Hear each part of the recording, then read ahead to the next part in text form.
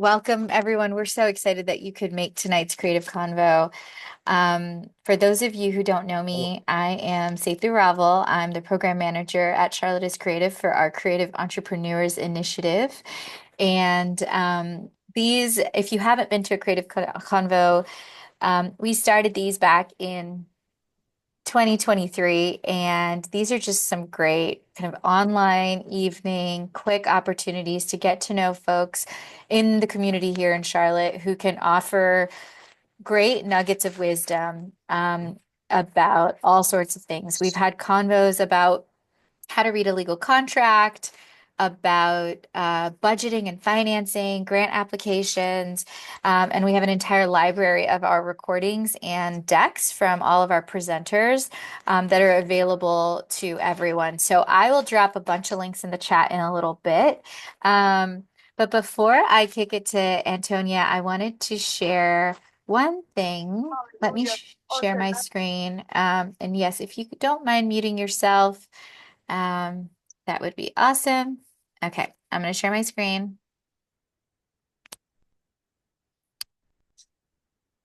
Cool. Can everyone see this slide for the free business classes? Just give me a thumbs up. Yeah. Okay, great. Um, so for those of you who don't know, we have a program called the Creative Entrepreneurs Initiative, and this is a cohort of creatives who are running small businesses, and we offer 10 weeks of business training. So, as a part of this experience, at least six of our classes this spring are open for public audit, which means anyone in the community can attend these classes for free. This is a great, it's a great opportunity to meet other creatives, folks that are working in your space or a space that's different from you, but you can share those resources, come together in building each other up, supporting each other, and then having tools and information that you can take back home and apply to your own creative work, your practice, and your business. So these are the dates, and again, I'm going to drop the registration link in the chat. But these are just some of the topics that we will be exploring this year in 2025. We'll have two cohorts. We have one going in the spring and one in the fall. So we have budgeting and business finance. We have a class on the legalities, so reading a contract, understanding legal entities. We have a class on relationship building and business communication taught by Matt and Tim at Charlotte is Creative. We have somebody coming in from Lumo, and she's actually an opera singer based in Atlanta, but she is also a coach. And she's going to talk a lot about overcoming fear and imposter syndrome as a creative entrepreneur, as someone who is looking to make money doing what you do really well. And really treating yourself like a business owner. And then finally, we'll have a class at the end of March on promotion and marketing. So, as you know, I'll send out email after this class with this full list in addition to a link to register. But if you have questions, just DM me in the chat and I'm happy to answer. But again, these are open to everyone in Charlotte Mecklenburg. They are free. So please bring your friends and come out. Um, Let me see if Michaela's on. I don't think Michaela's on. So we're gonna wait for her bit at towards the end. But Antonia's here with us, and she is the manager of marketing and events at the market at 7th Street. For those of you who don't know, who may have gone to the market to have a coffee, or you were at the Children's Theater and you walked across the street, or you went to have some pizza. Um, the market at 7th Street is a non-for-profit food hall and a small business incubator. These are things I also did not know until recently. And so Antonia plays a really pivotal role at the market in supporting emerging entrepreneurs, helping them grow their businesses. Um, And also, what I have admired most in just getting to know you, Antonia, is how thoughtful you are to the programming and curating of public spaces. And that ultimately yields to creating a really inclusive community gathering space. So I'm excited for you to kind of dive in and tell us who you are, what you're about, what you do every day, and how the creatives here who have joined us can maximize that experience. In a pop-up opportunity. So thank you all for being here. Thank you, Antonia, for giving us your time tonight. Um, and I will kick it off to you. I'm going to share my screen with your deck, and then you can get started. Perfect. Thank you, Seitu, for the amazing introduction. Yes, so glad to be here, everyone. Just if you have recently joined in, if you could just drop in the chat for me, letting us know kind of where you are in your pop-up journey. If you're just getting started, if you're a seasoned professional, just so we can kind of have an idea how to navigate all of this. But thank you for joining in today. I'm so excited to talk more about, what we do at the market and kind of our philosophy about pop-ups. But just a little bit about me. We can go to the first slide. Um, so I'm a native Charlottean, one of the last remaining unicorns. I know we're kind of a elusive breed out here nowadays. But I am an alum of Ohio State University, so I am a Buckeye for life. Shout out any Ohio State fans. I'm also a big Aries Sun, Scorpio Moon for any star children out there. And personally, I love literacy outside of what I do. It's my jam. My first love of Uptown, my first kind of connecting point was going to the main library as a child. And so, my love of Uptown really kind of stemmed from this love of this amazing public space and how it can really cater to different needs. Um, so just a little bit about kind of my journey to how I got to the market.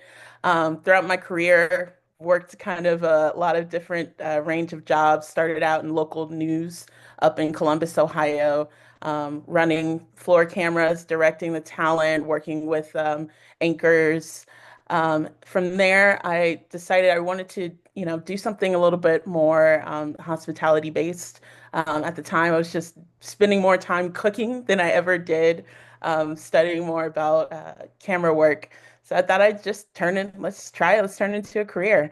So from there, just spent about 10 years opening, managing a diverse portfolio of restaurants from fine dining to small mom and pop shops. Enjoyed so much being a part of, kind of people's most important moments. People go to restaurants to celebrate something, whether it's the beginning or the end of something. And it was really amazing kind of being a part of their, everyday stories. Got a lot out of that, but really wanted to do something that had a little bit more lasting impact. So when the position became available at the market at 7th Street, it was just an amazing kind of amalgamation of everything that I'd done from marketing, brand representation, running lines, cooking lines, and being kind of that community connector. Um, so at the market, like Seitu mentioned, I manage the events marketing for the whole space itself. So that's working with our community of 15 small businesses along their incubation journey, curating events that provide economic opportunities for our shops, building an inclusive community at the market, and really kind of solidifying the market as a beloved place that people want to frequent, and then growing our network of community partners. We definitely have this philosophy of community is the new currency, and we dig deep into it. Um, but before we dive into pop-ups, just wanted to see kind of a show of hands of who's been to the market before. Have you eaten there? All right, all right, all right. Okay. We got a lot of people who know a little bit about the market. So like Seiti was saying, most people don't realize that beyond being a food hall, we're a not-for-profit small business incubator and a community gathering space. The market began before it was a physical space as pop-ups at Trade and Try On, organized by Charlotte Center City Partners. There was just a need for kind of a community gathering, those artisan shops, a place for them to find a home. And it just grew and grew and grew to the point where it became unmanageable, without a physical operating space. So Okay. when the Let me Reeds call you back because I wanted to. Sorry about that. When the Reed's Fine Foods moved out of its uptown location on 7th Street, provided an opportunity for us to swoop in, work with Bank of America, who's our presenting sponsor, on acquiring that space. And that was the beginning of the market at 7th Street. So all the shops that you see there are locally owned and operated. They're chef and artisan driven concepts. Um, Businesses all at different stages of their incubation, which is super exciting. What works for one business doesn't always work for the other. And, part of my job is kind of figuring out how do we make sure that all of our businesses are being represented and getting the support that they need. But really, at the heart of the market, it is this idea that, there's this rare alchemy that happens when small businesses stop seeing each other as competition and instead start seeing each other as partners in a greater ecosystem. So businesses, and especially small businesses, can accomplish more together than they can individually. When businesses don't feel like they're in opposition with each other, that's where the magic really starts to happen. Um, I hate to use this word, but it actually applies in this scenario. But that is really the definition of synergy, that these disparate forces or entities coming together to serve shared interests, and you see that the whole becomes bigger than its individual parts. And we see this happen at the market every single day. Um, we have an Italian shop, Montebella, authentic Italian foods, and with a lot of focus on their events. They partner with our wine shop to create these Italian dinner series. We see every day resource sharing amongst the shops. Some shops even share employees, which helps to, kind of balance instead of the sometimes the economic burden of supporting a full-time employee. A couple of shops can share the same employees as part-time and really, kind of create that ecosystem and a deeper kind of love and support of the market. We also see just like the shops form these amazing support systems between each other. Um, but in general, statistically, small businesses tend to be active leaders in their community and do more kind of nonprofit giving back. They tend to hire local more, and they tend to hire people who are deemed unhireable by kind of the bigger corporate entities. Um, Another fun example is I was checking out our Google search analytics the other day and found out that people tend to, when they're just looking for, kind of a space, they look for coffee. They get hooked up with the Not Just coffee shop, and that's how they're entering the market. I kind of had this idea that people were just looking for a place to eat, but no, they were looking for coffee. And being able to have that connection point of Not Just Coffee exposes people to the market who would have never stumbled upon this any other way. So again, going back to those individual businesses supporting each other and having kind of collectively a greater pull and being able to kind of accomplish some bigger marketing goals together. So this, in my opinion, is the pinnacle of what pop-up markets can be, that the individual businesses coming together in a collaborative space can help each other grow and achieve bigger things that they couldn't accomplish by themselves. And that's what really excites me about the market, is we're not just building individual companies, we're really building the fabric of our communities. We're creating an ecosystem of innovation, trust, and shared success. As our director puts it, all ships rise. So, talking more about our pop-up priorities, if you go to the next slide. So, why do pop-ups? What are the benefits of a pop-up to the host venue? I think this is something when I've talked to some of our pop-ups has been very helpful for them is to realize that we love pop-ups. They help us accomplish some goals that we can't do on our own. One of them being creating a marketing buzz. So we had our very merry holiday pop-up market in December. Um, Invited about 12 to 15 local businesses to pop up in the market alongside our resident shops. Altogether, all of those businesses marketing about this event just altogether created a bigger buzz and brought big crowds of people, and our shops definitely felt that impact on their business for that day. For the market in particular, our pop-ups are a feeder program for our resident shops pipeline. You know, we all know Charlotte, it's very relationship-based kind of place. It's more about who you know. And it really, having these pop-ups allows us to really see these businesses in action, see how they work with our community members, see if if our guests really want that product. And that's how we have been choosing our new shops is really through our pop-up programs. It's been really cool to see. During our busiest seasons, these pop-ups also help us meet demand from guests. So if you've heard of the Love and Life Music Festival, Charlotte's premier music festival happened right in our backyard, First Ward Park. And it was humongous crowds of people that we couldn't, we want to make sure that we're getting the kind of service, quick service that people want. So having some pop-up food vendors on our patio helped us to keep that flow of people coming and going. Um, it also provides a research opportunity about missing market segments. Pop-ups allow us to really see, what are we missing? Are people, do they want this unique offering? And it helps us to also diversify our market offering. Um, Pop-ups also allow us to keep our space activated. We see the phenomenon of, if a customer comes into our space and they're seeing, some shops are closed or, some spaces are in transition, the new shop hasn't quite arrived yet, that can be a deterrent to coming and eating there. So having that activity going really helps us to, really maintain the market as that go-to gathering spot, that go-to place that's hopping, keeps that energy going. Um, and then some of the benefits of a pop-up to the pop-up business. This is exactly what you guys do. Uh, it's really allows you to see, again, testing that market out. It allows you to connect with a certain demographic. Are you trying to push some specific kind of service, debut some kind of new item? It also allows our pop-up vendors to get a feel for our space to see if this could be a potential, brick and mortar location.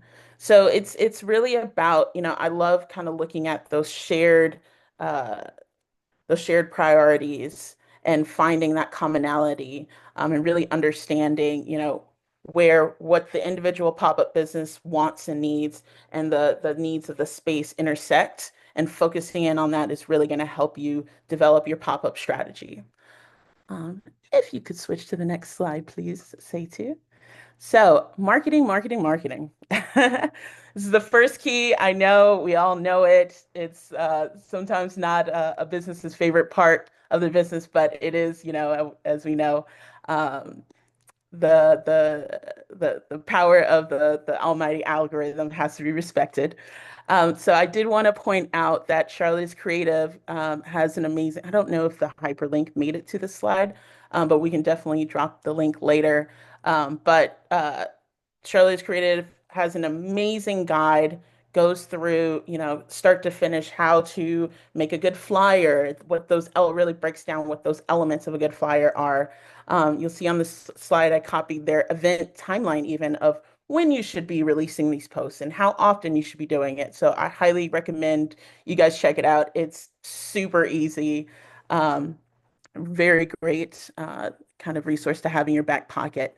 Um, One big thing that sometimes, pop-ups don't think about is like signage. That is the first thing that the customers see. That's their first way of encountering your business. So make sure that you're updating those signs, that the sign, is in good, pristine condition.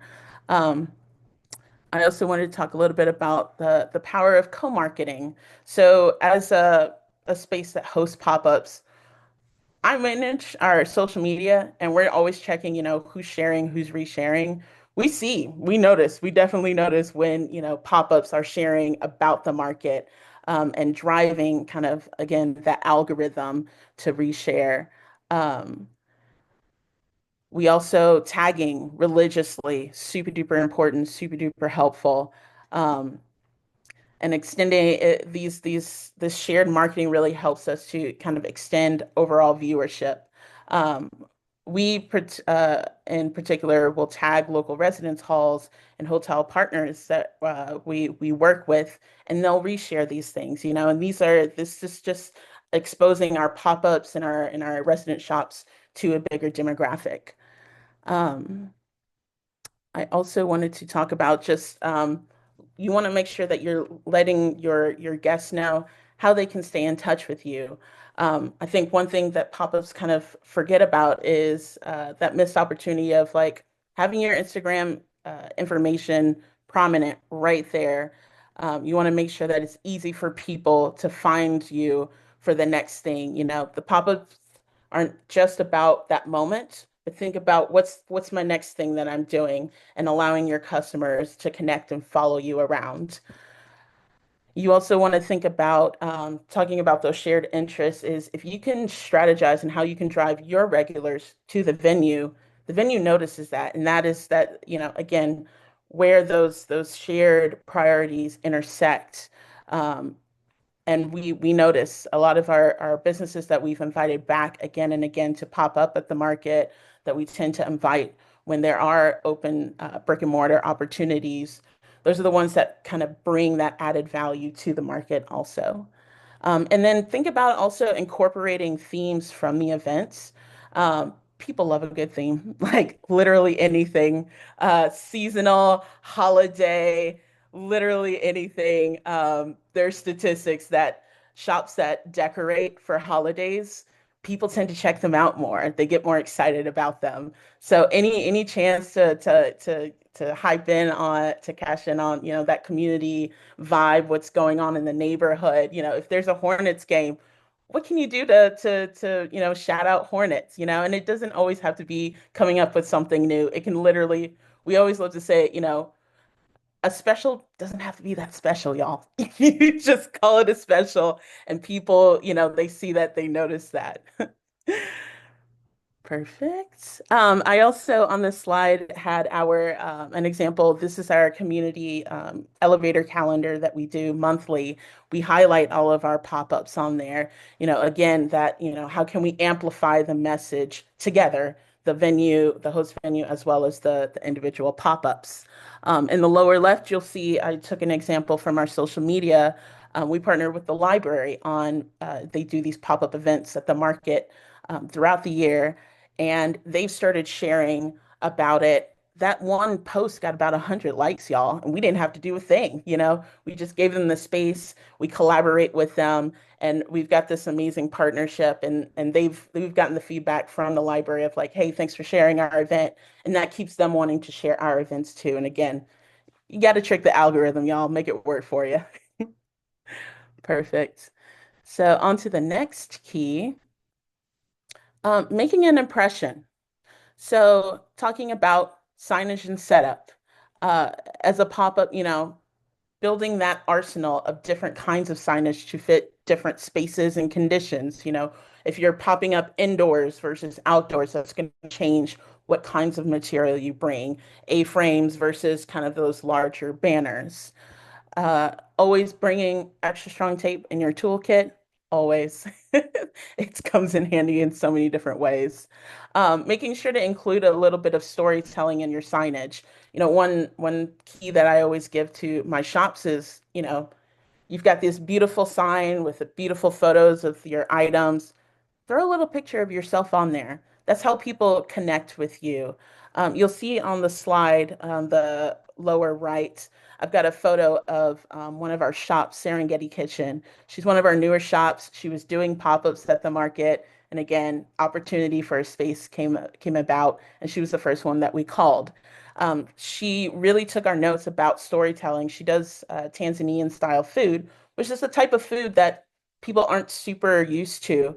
So we gave her the note of, hey, introducing storytelling any way that you possibly can. You think about how you can educate your customers, bring them along with you. And she really took that note and ran with it.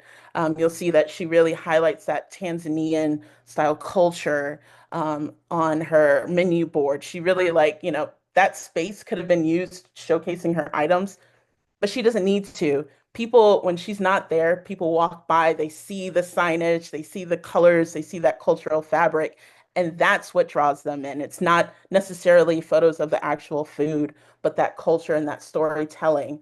To the right, you'll see her stand-up banner that she has, and the number of times I've seen customers like they see the banner, they see her face on there, she's walking by, and they're like, "Oh, that's her." That's her, she created this kind of celebrity appeal for her. So customers, especially when you're talking about pop-ups, they're connecting with you. They want to connect with your story. They want to hear that. And that's what sets us apart. We always say that we're a not-for-profit food hall, so we don't quite have, because we're not a for-profit food hall, we don't have the funding to do some of the huge paid marketing ads and all of these things. But that's okay. We really dig into our community and our storytelling, and that's what sets us apart. We're never going to be able to keep up with some of the for-profit food halls and the shiniest marketing and, the most expensive events, but we're telling stories. We're connecting people with a bigger mission beyond just a cool, fun offering. And I challenge you guys to kind of take that with you as small businesses, is you don't have to pay for all of these things. If you can tell that story and have something that people can connect to, that's what builds that go-to that following for yourself and those people that will support you through thick and thin. Um, in the lower left, you'll also see an example of one of our pop-ups, La Bonbonniere. Uh, their stand-up, they went for a minimalist approach. They didn't have everything on there. It doesn't say, "Hey, we're selling cookies there." It's just got a giant close-up of a cookie oozing and heaven in a cookie. And that's it. And that's enough for people to connect with them. They do such a great job. Of their storytelling in their space. In their pop-ups, they bring these like little kind of tchotchke things that they're not for sale, but they help to curate kind of a bigger vibe for their pop-up. And I love how they really balance, they have their cookies for sale, but they have those little items to again physically tell the story of who they are and their culture. I would also just remind you guys when we're talking about your signage and your setup is don't create obstacles for the customer. We have free events that we can't even get people to come to, and this is talking to other public spaces is, you know, so don't make extra obstacles for people to find you or to understand what you do. One example I give is that we had a an artist come in and do like a live art activation and art sale. And in the marketing for it, he had all these really cool flyers.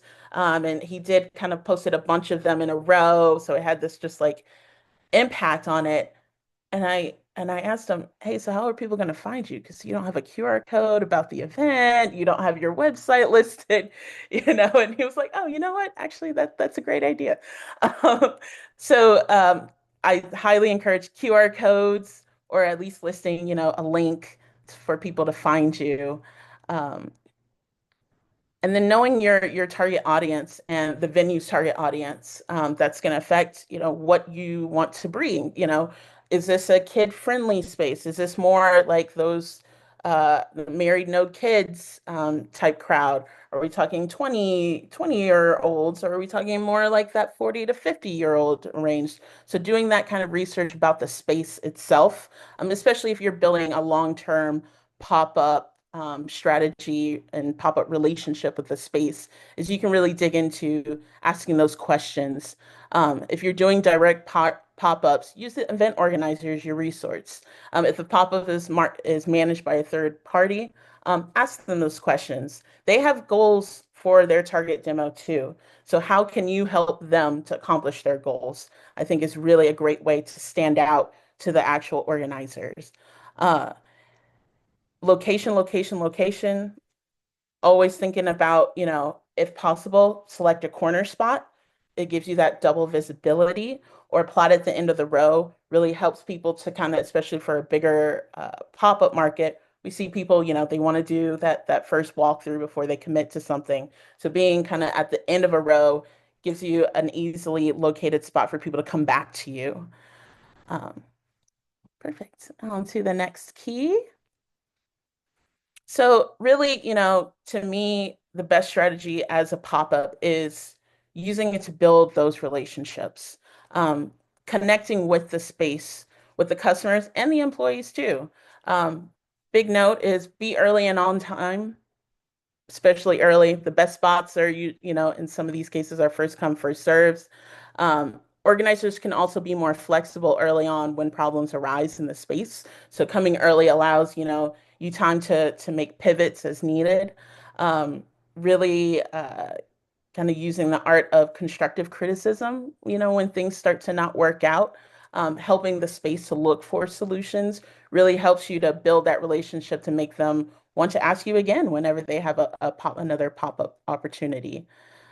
Customer service, of course, is at the heart of what we do.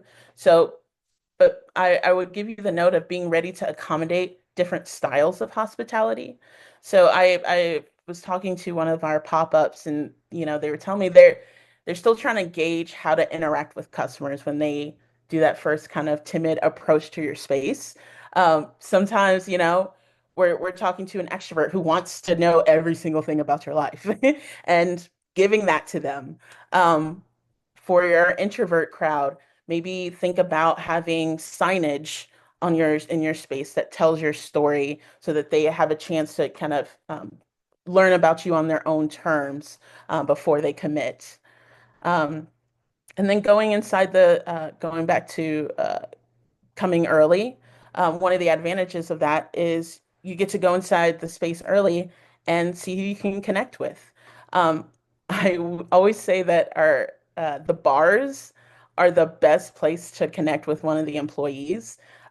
Coffee bar, the liquor bar, like any kind of bar, those are the people that everybody wants to come and talk to. They're like the therapists of a space. So they'll know all the deep insider kind of details of what's the traffic like? What are some of the challenges of the space? What are some of the priorities that management is looking to solve? Um, and then thinking about, going back to that storytelling, displaying photos of you and your business that aren't, always about the actual what you're selling, but tell that have that personal connection for people. Um, I think that sometimes going back to building those relationships with the actual organizers, sometimes small business owners, especially those who are new to doing pop-ups, um, typically pay little attention to the actual organizers.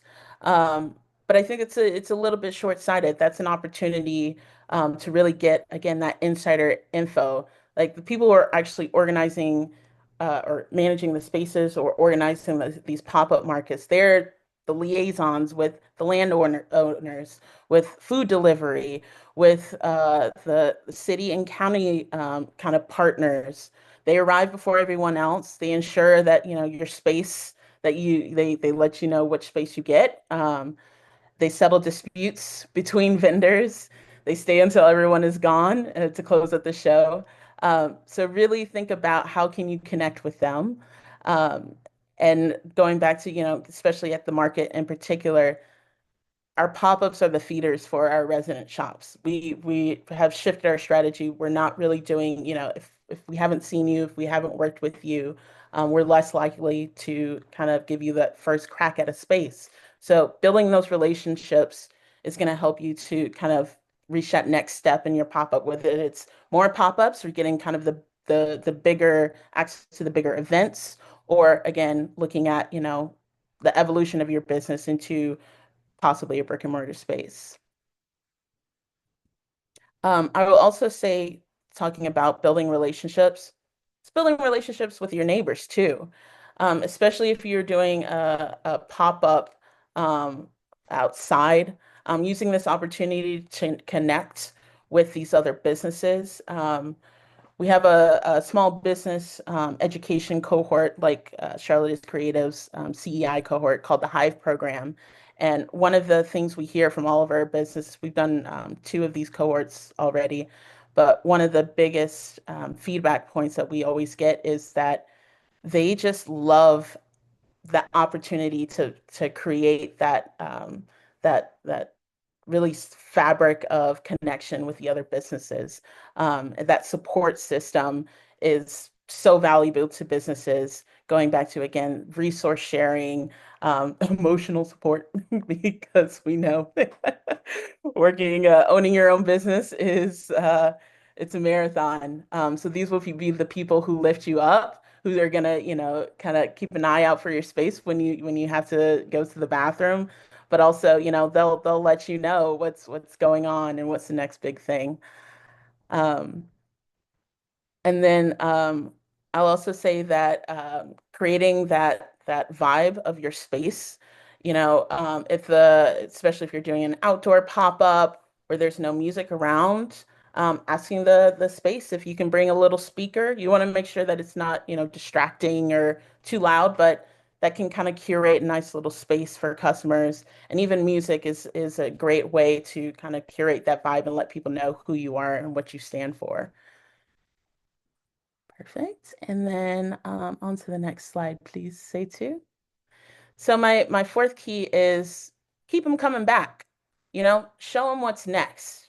I think sometimes pop-ups forget to, hey, plug your next event. Use this event to plug the next one. Um, how do they find and follow you? Making sure that that is prominent. Um, Thinking ahead about, what's happening next. If there's a holiday, going ahead and using the now to promote, any specials that you're going to have. Um, Always bringing business cards for the venue management so you can connect with them. Maybe go more towards product cards and flyers for customers. Never underestimate the power of a good QR code.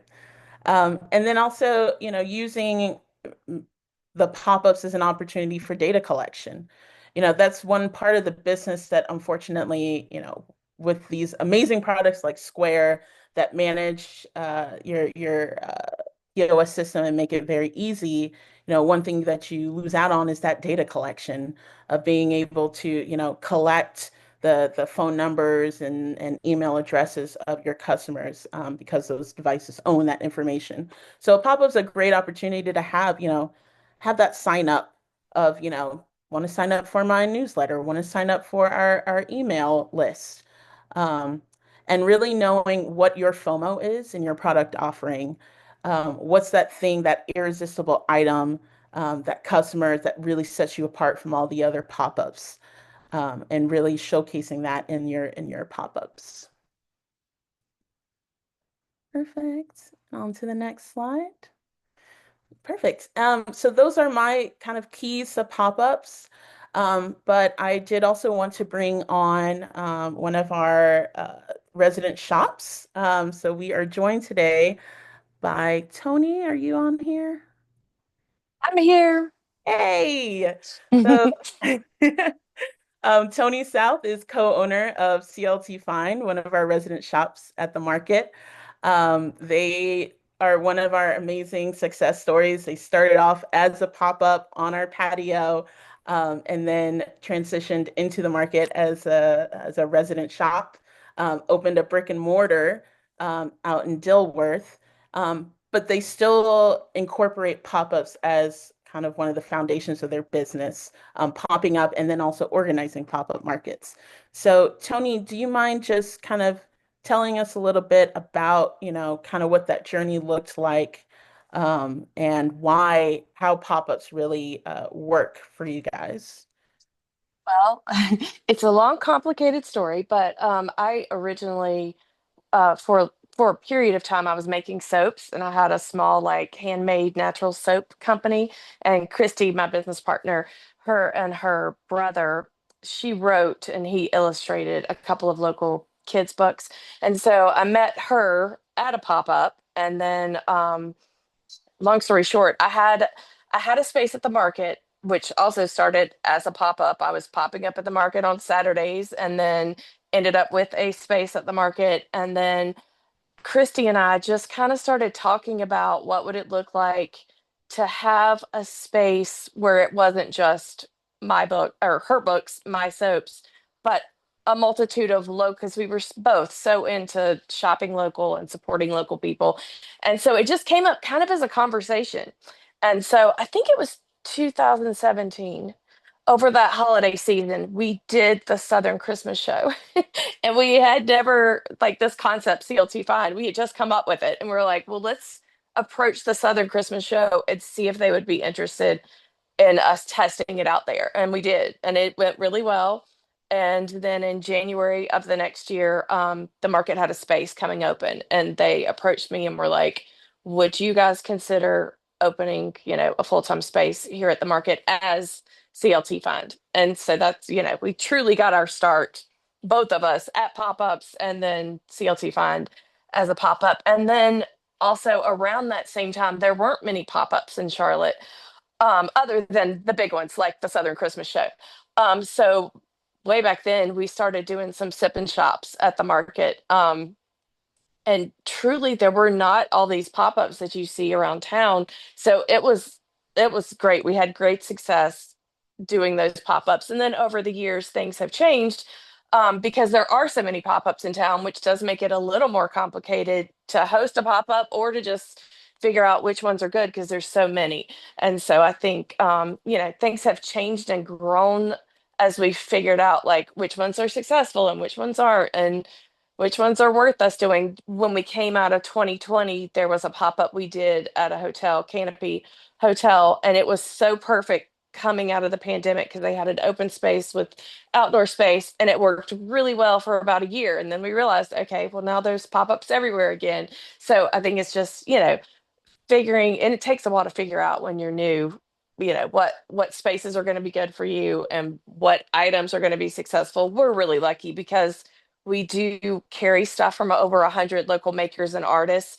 So if we're like, we've been doing the Old Mecklenburg Christmas market for several years, so we kind of know what sells out there. But kind of knowing your audience, and for us figuring out what other vendors are already there, and what do I not want to bring because there's other vendors there with the same thing.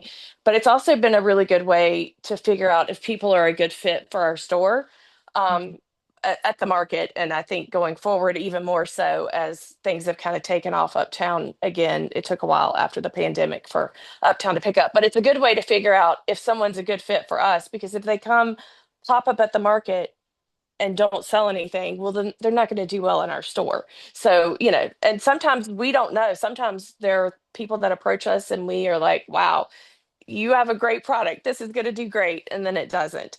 So pop-ups are such a good way to figure out what people actually want to buy. And it, depends on where you are and, where you're popping up and who your crowd is. Like, the crowd in South End is completely different than the crowd uptown, overall. And, figuring that out it's interesting and fun. I love it. Thank you so much for that input. You're So, welcome. from your perspective as a business owner, how do you kind of stand out in the pop-up markets? Well, I some things that are just kind of a given, like you said, not a given, but some things that are obvious, like good signage. I find even though people know us around town, and even though we do, some of the same pop-ups, like I think it's super important for us to have like a big sign that explains who you are. I like, you mentioned this, I think, being on a corner at a pop-up, being like, it's worth, for those pop-ups like Front Porch Sunday that charge extra for you to have like a corner space, it's worth it because it's more noticeable, especially when you're in the mix of a ton of vendors. Displays are so important, but signage is the first thing people see. And yeah, and I mean, anything you can do to kind of keep people hanging out at your space, because what gets people shopping is seeing other people shopping. People are so nervous to walk up to a pop-up space, especially if no one's standing there because they feel like the pressure. But if you can get some people that are already just kind of hanging out, then other people are like, "Ooh, what do they have?" So even if that means, you're doing a pop-up and you tell your friends, your family, your husband, your wife, like, hey, stop by the pop-up, just, hang out, look like a shopper, not hang out behind the space. But, the more people you can get kind of looking at your space, the more people want to come see what you've got. But I think signage is the biggest thing. I was going to say something else. I forget what it was. Oh, and just making it easy beforehand. Make sure you know the Wi-Fi and you have a backup plan, and make sure your phone is charged and you have a power bank. Anything at all that you can make it as simple as possible for someone to buy from you. So, there's still a lot of people who are just starting out who only take Venmo or, something like that. Like, take all the things, get set up with Square. It's so easy. Just make it easy for customers to buy. Thank you That's all so I can much. think of. You're welcome. No, that was fantastic. So I know we're starting to wind down on time. Seiji, do you mind going to the next slide super quickly? So we'll go to questions in just a second, but I just wanted to make you guys aware of some upcoming opportunities. So in the middle is kind of our FAQ sheet about our pop-up program at the market. And we can send, I think we'll get emails, so we can send all this information out later. But we'd love to have you join our pop-up program, get into our ecosystem. On the right, we're just highlighting during Charlotte Shout coming up April 4th through 20th. It's Charlotte's kind of big music, arts, culture festival. It's going to be right at First Ward Park is the epicenter, right in our backyard. But we'll be doing an art crawl that second Sunday. We'd love to have you guys come and pop up with us. We'll send the interest form for that later. And then on Friday, tomorrow, oh my gosh, we'll be hosting the Makers and Creators Mixer with Charlotte's Creative. I don't know if Michaela made it on here. Okay, perfect. But yes, it's just if you haven't been, it's part party, part networking, part social gathering of makers and creators of all types around Charlotte. So from amateurs and to you'll even see, the big name kind of personalities around Charlotte showing up. So we'd love to see you come out and join us at the market for its free 2 hour validated parking. But yeah, and great time to connect and learn from other businesses and connect. So I think that's all we wanted to plug for now. And we'll just open it up for questions. If you have any questions for me or want to hear more from Tony, just let us know.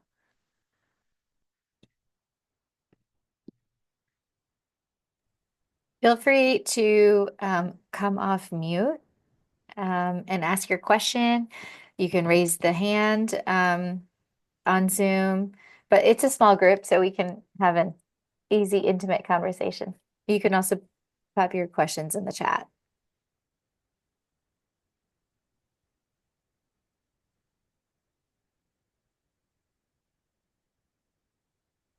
I'll ask if no one, I can ask something.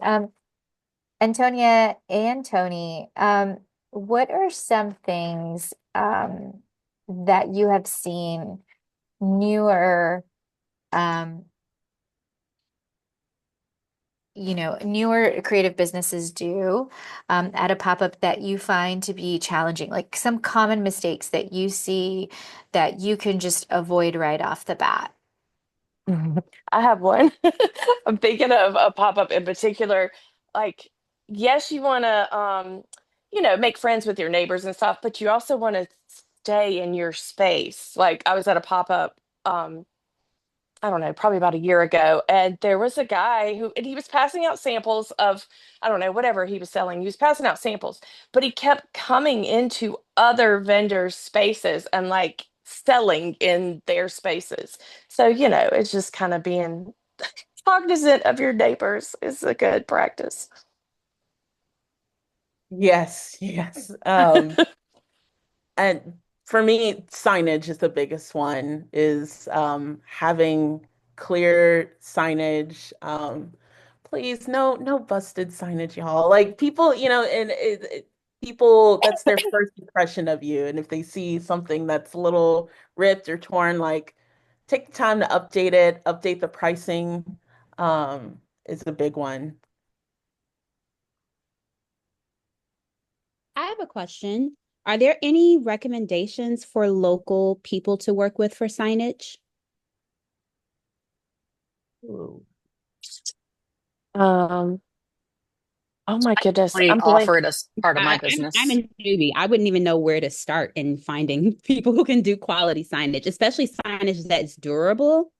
Mm. Yeah, that's Actually, something that I offer. I'm just another small business owner as well, but I offer signage of various sorts. Oh, can you please cool. drop your website in the chat, please?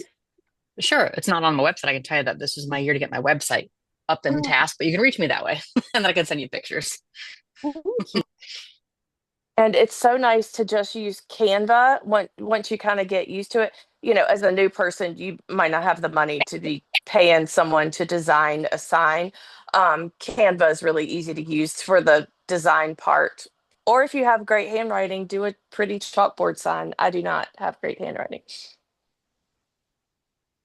That's For great. We sure.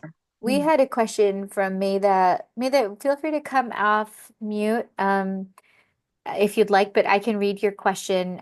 She's an Indian themed gift shop that's doing really well at the Southern Christmas show, but finding it hard to get a chance with local businesses and pop-ups. How do I explain an application that pictures will not do justice to the real beauty of my merchandise? Mm. How, what's Mm. How can you put your best foot forward when applying for a pop-up opportunity? Or Antonia, especially when in your application process, what are you looking for when someone proposes that they want to be a part of a pop-up? Yeah. So we definitely first thing we do is we check out your Instagram. Well, first the the initial email, like if it's not replying to kind of a call for pop-ups, um, again, don't make us have to work for it. Like, let me know, and I get a lot of emails that are just like, "Hey, I'm a business and I want to do pop-ups. What's the name of your business? What type of things do you do? Drop a link to your Instagram, like use that first email to let me know everything about your business because if I have to search for it, we get so many requests that it becomes unmanageable at times. Updating your Instagram is a big one. If you don't have a huge follower count, then really just work on curating what you're posting. If photos aren't doing it justice, video reels, like go for the reels, get those customer interactions. Um, but yeah, I think that's the best way to really stand out at first. Yeah, I was going to say the same thing about yeah, reels. Even if it doesn't have to be the best quality, but if you're wanting to really portray what your stuff looks like, you gotta have some Instagram posts. You don't have, I mean, people reach out to us trying to get in the store, and same thing, we're looking at people's Instagrams. That's the first thing I go look at, or their website. But and it doesn't have to have some huge following, but you got to get some decent pictures on there that show, or videos that show what you're offering. Mhm. And Tony, you touched on this. Yeah, a little bit. Vanessa's asking, what do you consider a quote unquote big following on Instagram? I mean, for us, again, we're a small business incubator. We're not looking for, I mean, we'd love somebody who's got like thousands of followers, but to me, if you've got over like a couple hundred people following, like I'm like, okay, cool. You've been doing this for a bit.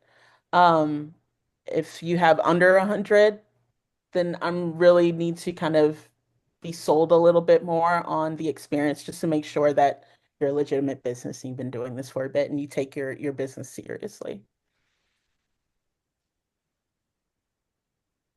I have a question about inventory.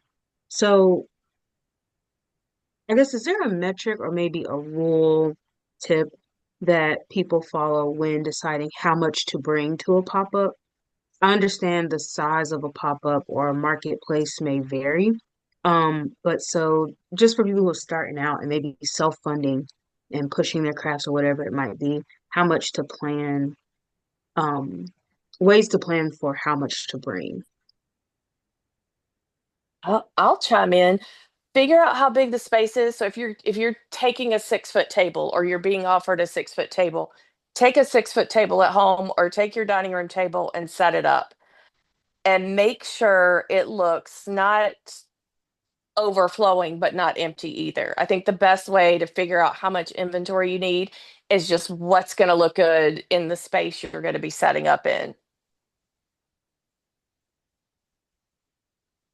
Okay, for thank you. sure. And I'll also say planning for success, it might not always happen that you're selling out. But maybe, even if you can't fit everything at the table, if you have more room in your car, having some backups. So like at our Very Merry pop-up market in December, the La Bonbonniere who does cookies, about halfway through, a guest choose because, we're right in the heart of business district corporate center in Charlotte. I guess had one of her cookies, and then he was like, "Well, I've actually got a holiday party that I got to go to, and I need to bring something," and bought her out. It was nuts. It was nuts because I wanted a cookie and I didn't shop early and I missed out on those cookies.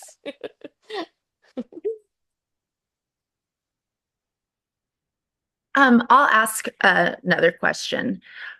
What are some of for thinking like handcrafted goods, some of the most lucrative markets in the Charlotte area, I guess, that have been going? I've heard about the Christmas market, but aside from that one, which are the ones that really draw people and not just necessarily from that area in Charlotte? That is a really tough question. Because there are so many markets now, and it depends on what you're selling. And like we've done CLT Fine, I mean, we do some bigger markets and we really don't do a lot of small markets, but we also every once in a while will do like a pop-up at one of our houses or one of our friends' houses and do better, at a friend's house than we do at like pop-ups we've paid a couple $100 to be a part of. So it just depends. I don't think there's just like a real easy answer. I do think that the Esther and Elsa event, they do a great job of promoting. So that's like Front Porch Sunday and all those type of events. Those are good and pull in audiences, but yeah, it's tough. It's tough to say because it depends on what you're selling. Like if you're selling jewelry or you make jewelry or candles, those are just really popular categories. So, even if it's a pop-up where there's, a bunch of different people from all over Charlotte, it's, are they spending money? I mean, it's Christmas time. That's when, we sell the most at every pop-up. But sometimes those small pop-ups, as long as they're curated well, where that there's not 10 jewelry vendors and 10 candle, as long as it's curated well, some of the like small neighborhood pop-ups are good ones. I guess it would be nice if there were a resource, like I know I'm an artist and so I sell my art products. And festivals have this email blast that goes out and they list all of the art festivals in the nation, which is overwhelming. But it would be nice if there was something local like that because, like the one that you mentioned, Esther and Elsa, I've never heard of that. And I'm newer to this, but it would be nice if there were a resource that showed just how many opportunities are available. Yeah. Do you want to volunteer to to get that together? No, yeah, it would be. It would be because there's so many local pop-ups that yeah. Yeah, so the Charlotte Center City Partners is our parent company, and they manage also South End quite a bit. So I would encourage you like to follow like South End Charlotte's Instagram, Uptown Charlotte's Instagram, because they're always talking about kind of the big events and pop-up markets. A lot of times follow into that. But so they're the ones that manage, I think, with Esther and Elsa, the Camden Commons and the one that Tony was talking about earlier too. Um, but yeah, but really like Tony was saying, don't underestimate the small ones and like, being able to build those relationships with people can really I and actually so CLT Find, you guys got in on the OMB's markets like what year one, year two before it was even, Like year two. Yeah. Yeah. That's a yeah. good one. That's a good one. And it's hard to get into, and it is a huge time commitment, even if you only sign up for one weekend. But we're still doing it. Like if we did no other pop-ups all year long, we would still do that one, assuming they kept letting us in because we love that one. It's a good one.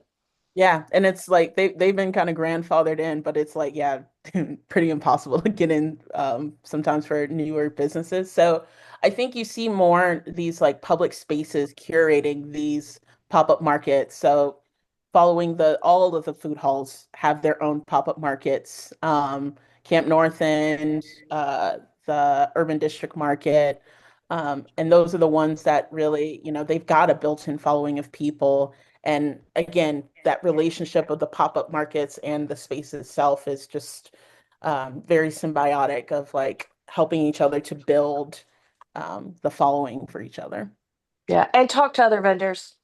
Talk, any pop-up you do, talk to your neighbors. Like, what other pop-ups do you do? Where That's how I found out initially when we, first started. That's how I found out about so many things, just talking to other vendors. Well, Antonia and Tony, thank you so much for being here. You're welcome.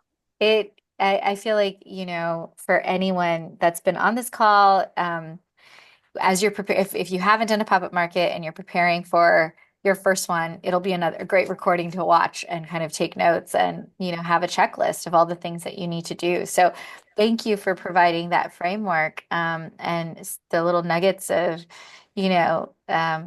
important, details to be on the lookout for and how to maximize that experience. So we love having you as partners, in sharing resources and, the community building. And we're grateful that you were a part of this conversation. Thank you so much. And for everyone who took the time on your Thursday evening to be here, thank you for investing in yourself, and giving us a bit of your time tonight. I will share an email. I'll send you all an email afterwards with a kind of a recap and links and more resources. But please stay connected with us. If you have questions, reach out and come back, and we'll see you all around. Thank you. Have a good All night. right. Thank you, Thank everyone. you. Thank Yeah. you. Good Have a night, good one. everybody. Bye. Good night.